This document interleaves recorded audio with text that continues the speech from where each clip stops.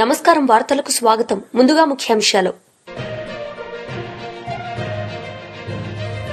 అమరావతి ఆవకాయ ఫెస్టివల్లో పాల్గొన్న ముఖ్యమంత్రి చంద్రబాబు నాయుడు. ఈ సందర్భంగా ప్రసంగం.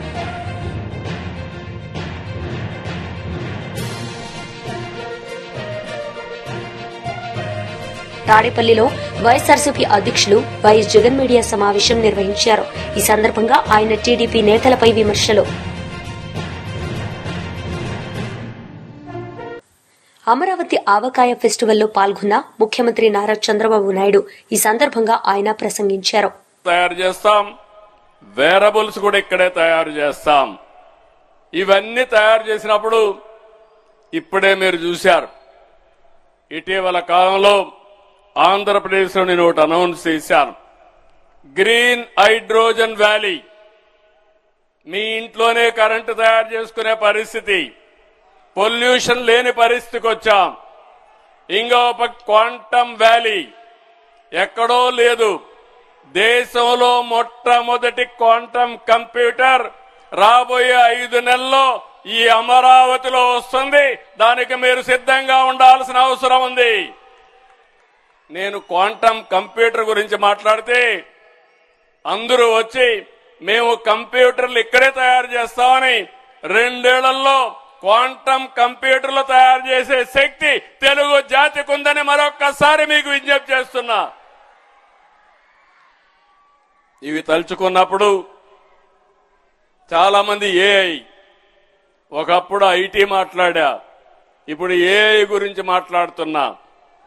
ఇటీవల కాలంలో ఫస్ట్ టైం ఆర్థిక సంస్కరణలు వచ్చిన తర్వాత గూగుల్ ముందుకొచ్చి $15 బిలియన్ 1 గిగావాట్ డేటా సెంటర్, అదే సమయంలో ఏఐ హబ్ కింద విశాఖపట్నాన్ని సెలెక్ట్ చేసుకున్నారు. వీళ్ళు వచ్చిన తర్వాత చాలా మంది ముందుకొచ్చి క్యూ కట్టారు. రిలయన్స్ వస్తున్నారు, చాలా కంపెనీలు వస్తున్నాయి. చాలా మంది డేటా సెంటర్లు పెట్టి ఆర్టిఫిషియల్ ఇంటెలిజెన్స్ తో ముందుకు పోయే పరిస్థితికి వచ్చారు. ఇవన్నీ వచ్చిన తర్వాత చాలా మంది నన్ను అడుగుతున్నారు, ఇప్పుడు ఇవన్నీ వస్తే ఉద్యోగాలు పోతాయని. నేను ఒకటే చెప్పాను, ఉద్యోగాలు ఎక్కడికి పోవు. ఉద్యోగాలు కల్పించడానికి టూరిజాన్ని ప్రమోట్ చేస్తామని ఇప్పుడు టూరిజాన్ని ప్రమోట్ చేస్తున్నాం. అన్ని ఇజమ్స్ ఆర్ ఇర్రెలవెంట్ అయిపోయినాయి. ఒక 30 ఏళ్లకు మన పేరు చూస్తే భావజాలాలపైన మాట్లాడేవాళ్ళం. నువ్వు కమ్యూనిస్టా, క్యాపిటలిస్టా, సోషలిస్టా అని. ఇప్పుడు కమ్యూనిస్టులు అయిపోయారు, సోషలిజం అయిపోయింది. ఇప్పుడు అందరూ కూడా మాట్లాడేది టూరిజం గురించి మాట్లాడే పరిస్థితికి వచ్చారు. దాంట్లో ఏమాత్రం అనుమానం లేదని చెప్పి నేను మీకు తెలియజేస్తున్నా. నేను మిమ్మల్ని అందరినీ ఒకటే అడుగుతున్నా, టూరిజానికి కావాల్సింది ఆతిథ్యం ఇచ్చే మనస్తత్వం ఉండాలి. 18 నెలల్లో ఒకప్పుడు 4-5 వేల రూములుంటే మన దగ్గర 18 నెలల్లోనే 5,000 రూములు, కొత్త రూములు శాంక్షన్ చేశాం. హోటల్స్ కి ఇండస్ట్రీ హోదా ఇచ్చాం. నాకు ఏమాత్రం అనుమానం లేదు, రాబోయే 10 సంవత్సరాల్లో లేకుంటే ఇంకా తక్కువ సమయంలోనే 50,000 నుంచి 1,00,000 రూములు ఆంధ్రప్రదేశ్ లో వస్తాయి. దీంట్లో అనుమానం లేదని చెప్పి కూడా నేను మీకు తెలియజేస్తున్నా. నిన్నే నేను సూర్య లంక చూశాను. ఇంతవరకు గోవా బీచ్ మాట్లాడుతున్నాం. రేపు రాబోయే రోజుల్లో ప్రపంచమంతా పర్యాటకులు మన సూర్య లంక గురించి మాట్లాడే పరిస్థితి వస్తారు. మీకు అనుమానం అవసరం లేదు. ఇలాంటివి ఒక పక్క పోలవరం చూస్తే, పాపికొండలు చూస్తే బ్యూటిఫుల్ ప్లేస్ వచ్చే పరిస్థితికి వచ్చింది. ఇలాంటివన్నీ కూడా మనం చూసినప్పుడు రాష్ట్రం మొత్తం ఇప్పుడే మన వాళ్ళు ఇది అయిన తర్వాత పులికాట్ దగ్గర ఫ్లెమింగో ఫెస్టివల్ వస్తా ఉంది. తర్వాత గండికోట ఉత్సవాలు, గ్రాండ్ కెనన్ గురించి మాట్లాడతాం. అలాంటిది బ్రహ్మాండమైన ప్లేసు గండికోట.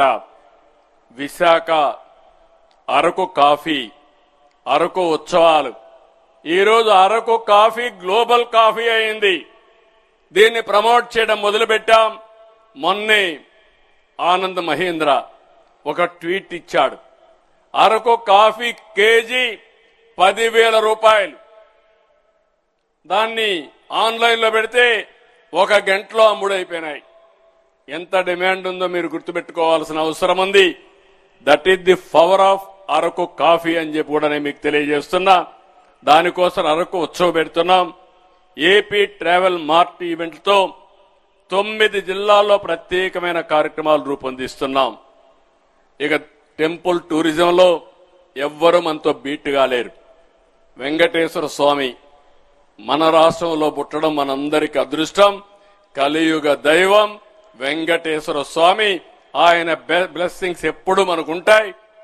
అందుకే నేను ఎప్పుడు ఆలోచిస్తాను, అమరావతి ప్రజా రాజధాని, అమరావతి దేవతల రాజధాని, కలియుగ దేవుడు వెంకటేశ్వర. తాడేపల్లిలో వైఎస్ఆర్సీపీ అధ్యక్షులు వైఎస్ జగన్ మీడియా సమావేశం నిర్వహించారు. ఈ సందర్భంగా ఆయన టీడీపీ నేతలపై విమర్శలు చేశారు. First of all, Rayalaseema lift. One should understand the background of how why it was conceived. One should understand the importance of that project. See, today, if you were to look at the FRL of Srisailam, it's 885 feet. And if you were to look at where Pothiredi-Padu, that is Pothiredi-Padu head regulator, which is the lifeline for Rayalaseema, this level is at 881. So only when you have a water level at 881, you would have the design discharge of 44,000 cusecs flowing through the Pothiredi-Padu head regulator, which in turn, this water, when it flows through Pothiredi-Padu head regulator, would suffice the needs of Rayalaseema and Nellore districts. The entire Rayalaseema and Nellore district are dependent on the Pothiredi-Padu head regulator, which gets operational only at 881 meters when the water reaches 881 feet. Whereas 885 feet is the FRL of Srisailam reservoir. Now this is the background. And now if you were to see the plight of affairs the state is reeling under, if you were to check the last 20 years record, maybe for 3-4 years at best, you would have a situation where the water is flown through Pothiredi-Padu and the allocated quota of water reached the downstream riparian districts. Out of 20 years, only 3-4 years at best. This is the situation. While the situation continues to be like this, where the flood days every year are being reduced, today you have only 20-30 days of flood at best per annum. While this situation continues to exist, on the other hand, you have in Telangana lifts which are operating at 800 feet. You have Kalvakurthi expanded, Kalvakurthi, which is a 20 TMC, 25 TMC capacity plant, where without approvals they have expanded to 45 TMC. You have SLBC at 825 feet, which is another 40 TMC capacity. You have Palamur Rangareddy Dindi, which is a lift capacity of 2 TMC per day. Every day it has the capacity to draw 2 TMC of water per day, which also operates at 800 feet. Then you have, before the water reaches Srisailam. From Jurala itself, you have Bhima, Netampadu, Koil Sagar lifts, which is approximately 1 TMC capacity, which even before the water reaches Srisailam, from Jurala itself, the water is diverted. While all these exist as lifts, you also have a situation where indiscriminately there is a powerhouse on the left bank, which is in Telangana side, where 4 TMC of water per day is discharged out of Srisailam at a level of 777 feet itself. So you have almost 8 TMC of water which is being discharged out of Srisailam at a level of 777 to 825 feet itself. 8 TMC of water is discharged out of Srisailam. Be it through these lifts, what would be coming into operational as the works are going on, or be it through this powerhouse operations, which is blatantly abused. Now, if this were to be the case, 8 TMC of water, if 8 TMC of water were to be drawn out of Srisailam every day, then you tell me, when will the water reach 881 feet? On how many days you would have a situation? మాజీ మంత్రి KTR media సమావేశం నిర్వహించారు. ఈ సందర్భంగా CM Revanth రెడ్డిపై విమర్శలు చేశారు. రైతు పరిస్థితి సరే, ఇక రైతు భరోసా పక్కన పెడితే, రైతు బంధు పక్కన పెడితే, ఇలా రైతుల అవస్థ ఇప్పుడే హర్షవర్ధన్ రెడ్డి గారు చెప్పినారు. క్రాప్ హాలిడే ప్రకటించే దుస్థితి, యూరియా కోసం లైన్లలో యుద్ధాలు చేసే పరిస్థితి. నేను చెప్తుంది అబద్ధమా? మీరు చూస్తున్నారు గ్రామాల్లో. మీరు చూడండి ఒక్క మాట, లైన్లు కడుతున్నారు, చెప్పులు లైన్లో పెడుతున్నారు రైతులు. మరి అవన్నీ పేపర్ వాళ్ళు ఫోటోలు తీసి, మా తమ్ముళ్ళు వీడియోలు తీసి సోషల్ మీడియాలో పెడుతున్నారు. మరి తప్పించుకోవాలా? ఏం చేయాలా? అందుకే కొత్త ఉపాయం పన్నినాడు రేవంత్ రెడ్డి గారు. కొత్త ఉపాయం కనిపెట్టినాడు. ఏమని? ఇక షాప్లో కాదు, యాప్లో ఇస్తా అన్నాడు. షాప్లో ఇయ్యడంట యూరియా, యాప్లో.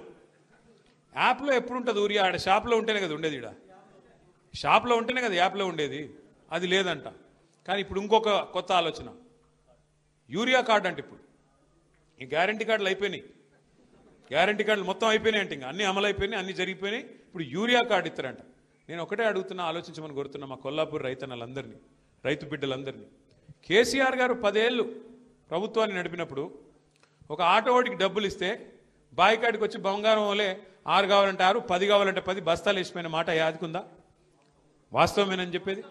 మరి కేసీఆర్ ఉన్నప్పుడు యూరియా కోసం కుస్తీలు లేవు, విత్తనాల కోసం పోటీలు లేవు, కరెంటు కష్టాలు లేవు, క్రాప్ హాలిడే లేవు, రైతు బంధు కోసం ప్రభుత్వం వైపు తిరిగి చూసే అవసరం లేదు. ఇవి ఏమీ లేకుండా, కడుపులో చల్లగదలకుండా రైతన్నను మరి కంటికి రెప్పలా కాపాడుకున్నాడా లేదా కేసీఆర్ గారు? ఇలా అట్లాంటి కేసీఆర్ గారు మరి మన కోసం పాలమూరు రంగారెడ్డి ఎత్తిపోతల పథకాన్ని తలపెడితే 90% పనులు పూర్తి చేసి మీ నార్లాపూర్ కాడికే వచ్చి ఒక పంపు కూడా ఆన్ చేసి నీళ్లను, కృష్ణా నీళ్లను ఆ ప్రాంతానికి చూపెడితే 2 ఏళ్ళు అయిపోయింది రేవంత్ రెడ్డి గారు వచ్చి. 90% పని పూర్తయింది, కేవలం 10% మాత్రమే మిగిలింది. ఏనుగెళ్ళింది తోక చిక్కింది అన్నట్టు తోక మాత్రమే మిగిలింది. రిజర్వాయర్లు మీ కళ్ళ ముంగట కనబడుతున్నాయి కదా.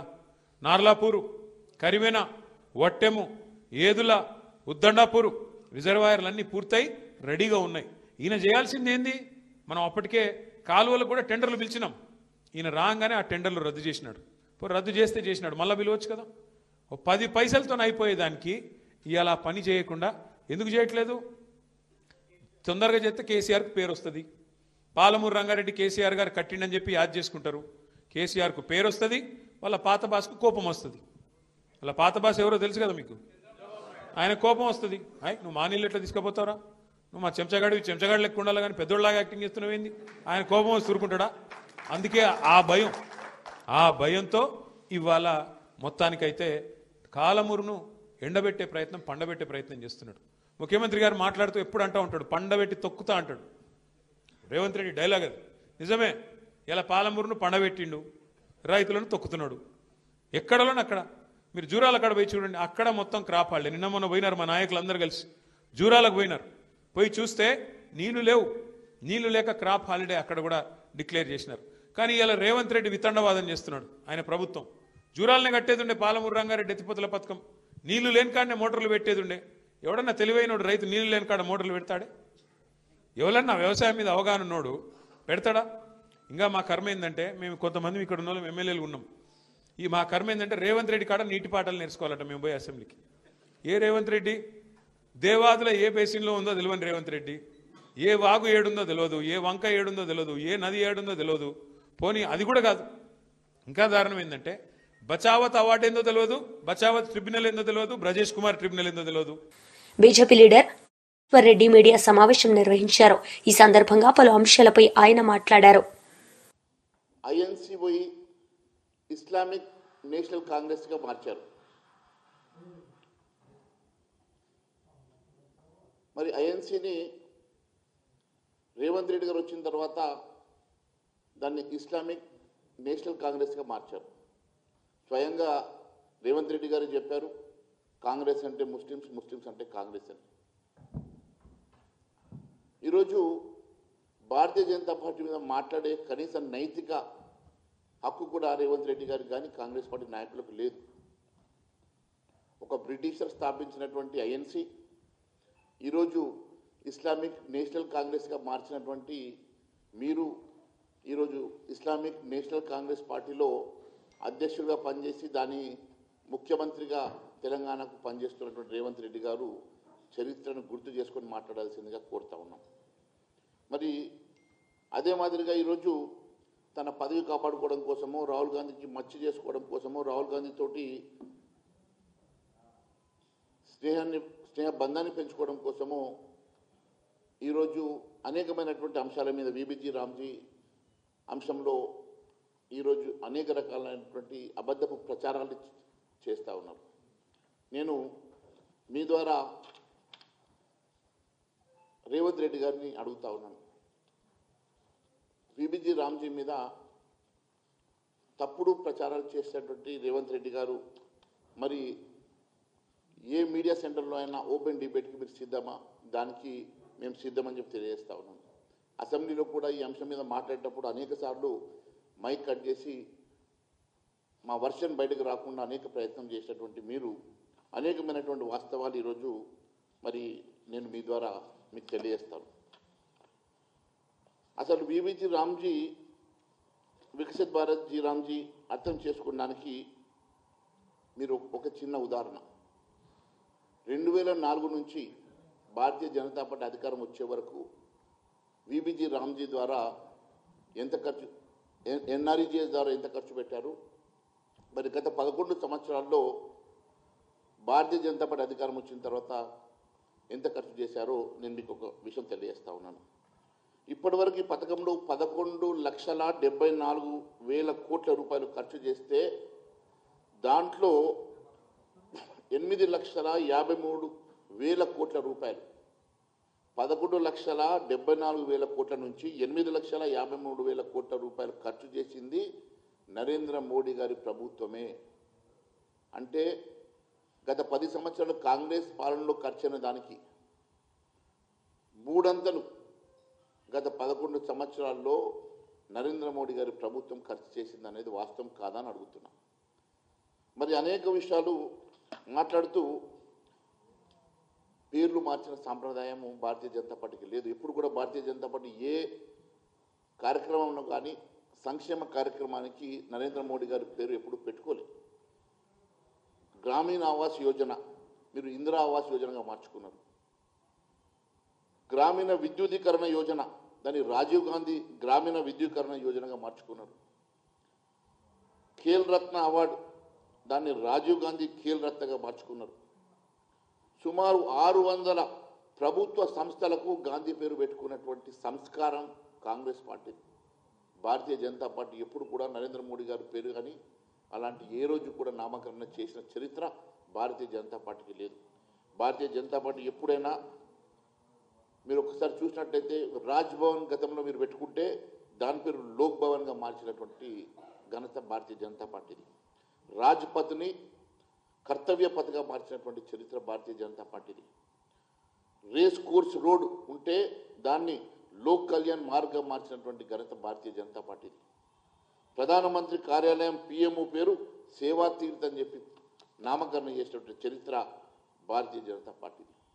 ఈరోజు యూపీఐఎంలో ఎంఎన్ఆర్ఈజిఎస్ ఎన్డీఏలో హయాంలో ఉన్నటువంటి మీకు ఒక చిన్న వైఎస్ఆర్సీపీ స్టేట్ సెక్రటరీ రాష్ట్ర అధికార ప్రతినిధి జూపూడి ప్రభాకర్ రావు మీడియా సమావేశం నిర్వహించారు. ఈ సందర్భంగా పలు అంశాలపై ఆయన మాట్లాడారు. ప్రతి దానికి మీరు ప్రజల మీద, ప్రజాస్వామ్య వ్యవస్థలో ఉన్నటువంటి ప్రతిపక్షం మీద, ప్రత్యేకంగా జగన్మోహన్ రెడ్డి గారి మీద, జగన్మోహన్ రెడ్డి గారి మీడియా మీద ఏ రోజైనా సాక్షి పేపర్ని మీరు ఒక పేపర్గా చూసారా? సాక్షి పేపర్కి ఫ్రీడమ్ ఆఫ్ స్పీచ్ వర్తించదా? Do you think that you are so big? Do you think that you are above the constitution? మీరు రాజ్యాంగానికన్నా మీరు అతిథులుగా భావిస్తున్నారా? గురికింద సామెతలాగా మీరు ఒక రివ్యూ మీటింగ్ పెట్టుకొని మీ మంత్రులను ఒకరిద్దరు పెట్టుకొని దానికి ఒక కమిటీ వేస్తారట రాష్ట్ర వ్యాప్తంగా. మీరు కాదు కమిటీ వేయాల్సింది. ఇక్కడ there should be central government where they have to see that some regulations వాళ్ళు మీకు గైడెన్స్ ఇస్తారు. అకార్డింగ్ టు దోస్ గైడెన్స్, దీని ప్రకారం సుప్రీంకోర్టు జడ్జిమెంట్ ప్రకారం ఆ గైడెన్స్ ప్రకారం మీరు వెళ్ళాలి తప్పితే ఆ గైడెన్స్లో ఏముంటుంది? Irrespective of political party, whether your party is in ruling or not, ఎవరు రూలింగ్లో ఉన్నారని కాదు. ఏ రాజకీయ పార్టీ అయినా సరే, ఎవడైనా సరే ఆర్టికల్ 19ని అబ్యూజ్ చేసి దానికి విరుద్ధంగా ఎవడైనా మాట్లాడితే, అంటే తెలుగుదేశం మాట్లాడుకోమని, కూటమి ప్రభుత్వం మాట్లాడుకోమని సుప్రీంకోర్టు జడ్జిమెంట్ లేదు. Don't think that we are all illiterates. మీరేదో చదువుకున్నట్టుగా, మాకెవడికి చదువు రానట్టుగా, ప్రతిపక్ష పార్టీ మాత్రమే మిమ్మల్ని గందరగోళం చేస్తున్నట్టుగా, మీరు ప్రతిపక్ష పార్టీ నాయకుల మీద, కార్యకర్తల మీద, సోషల్ మీడియా మీద కుట్ర పన్ని దౌర్జన్యపూరితంగా మీరు చేయాలనుకున్నటువంటి విచక్షణ రహితమైనటువంటి అన్ని దాడుల్ని కోర్టులు గీడిస్తాం మిమ్మల్ని. In the light of the supreme court judgement, what you people are doing? ఏమనుకుంటున్నారు మీరు? అంటే ఈ రాష్ట్రంలో ప్రతిపక్షం అనేది ఉండకూడదు, మీరు ఏది చేసినా చెల్లాలి, మీ ప్రతి ఆటకి తైతక్కలాడేదానికి ముఖ్యమంత్రి కొడుకు రాష్ట్రం విడిచిపెట్టి ఎటు వెళ్ళిపోతారు? నో షెడ్యూల్, ఇన్ఫార్మల్గా కనపడకుండా వెళ్ళిపోతారు. ఎక్కడికి వెళ్ళాలని అడగకూడదు, అడిగితే సోషల్ మీడియా కేసు. ఇదే సుప్రీంకోర్టు జడ్జిమెంట్ చెప్తుంది. ఎక్కడ ఎవరిని మీరు ఏ విధంగా నియంత్రణ చేయాలనుకుంటున్నారు? అంటే జగన్మోహన్ రెడ్డి గారి తరపున, వైఎస్ఆర్ కాంగ్రెస్ పార్టీ తరపున ఎవడు ఏమీ మాట్లాడకూడదు. మీ ఒక్క పార్టీ ఏమైనా రాజ్యాంగం ప్రకారం రిజిస్టర్ అయిందా? ప్రతిపక్ష పార్టీలు మిగతా రాజకీయ పార్టీలు లేవని భావిస్తున్నారా? అరే మీరు ఫ్రీడమ్ ఆఫ్ స్పీచ్ నియంత్రించాలనుకొని సుప్రీంకోర్టు జడ్జిమెంట్కి వ్యతిరేకంగా ఎవరికి తెలియదన్నట్టుగా మీరు రివ్యూలు పెట్టుకొని చేసే విధానం ఏదైతుందో ఇది అప్రజాస్వామికం, ఇది రాజ్యాంగ విరుద్ధం. మా లీగల్ సెల్ కానీ, మా పార్టీ నిర్మాణం కానీ, మా పార్టీ నాయకులు కానీ, మా పార్టీ మీడియా సెల్ కానీ, లేకపోతే సోషల్ మీడియా కానీ ఎక్కడ కూడా మేము ఎవరిని కూడా అబ్యూజ్ చేయటం లేదు. ఉన్న విషయాన్ని ఉన్నది ఉన్నట్టుగా మేము ప్రజలకి వేలెత్తి చూపదలుచుకున్నాం. వేలెత్తి చూపడం కూడా, హైలైట్ చేయడం కూడా తప్పు అయిపోయిందని భావించే కుట్రపూరిత విధానంలోకి ఈరోజు టీడీపీ గవర్నమెంట్ వెళ్తూ ఉంది, ఈ కూటమి గవర్నమెంట్ వెళ్తూ ఉంది. ఈ కూటమి గవర్నమెంట్ని ఖచ్చితంగా నియంత్రిస్తాం, ప్రజా ఉద్యమాన్ని నిర్మిస్తాం, ప్రజల్లోకి తీసుకెళ్తాం. ప్రతి అంశాన్ని మీ దగ్గర ఉన్నాయని చెప్పి వార్తలు ముగించే ముందు ముఖ్యాంశాలు మరోసారి. అమరావతి ఆవకాయ ఫెస్టివల్లో పాల్గొన్న ముఖ్యమంత్రి చంద్రబాబు నాయుడు. ఈ సందర్భంగా ప్రసంగం.